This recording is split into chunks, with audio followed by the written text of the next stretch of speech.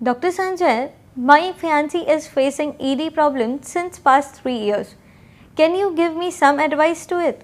So here is a lady who has actually come and seen me in her premarital years, talking about the premarital bondage that she has physically with her partner, and the bondage is very good emotionally. That's the reason why she has come here requesting an improvement on her partner.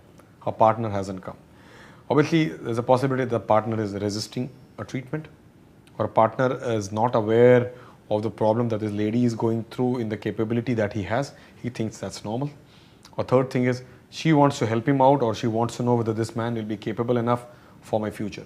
So there are many reasons why this lady has come to see me in a premarital years, when she has got premarital physical bondage.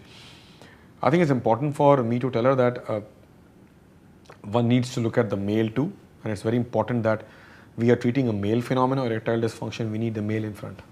At the same time, I need to address her anxiety and fears and her thoughts of future, that erectile dysfunction is situational, it's age related, and naive young men who have never performed sexually can just be misfit and would have to practice to become perfect.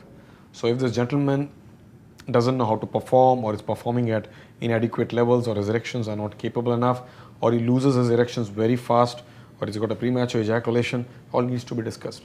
Now, if the lady is capable enough of discussing all that, then we could only give her an understanding of the whole situation, but the treatment would still be with the male person. So we are looking at a premarital issue in this case, where a lady or a young woman has come who is going to get married to probably her partner of approximately 3 years, as you said. And this situation, I need to be very sure that I give her all the advice, but at the same time don't give her the treatment, because I've still not met the patient. This is a quality of life issue for the couple, but more so for the male. I need to understand from the male as to what is his erectile function. I mean, the lady says that his erectile function is not capable enough, which has been probably attempted, I'm sure. But we need to look at from the male that, does he understand that he has a problem?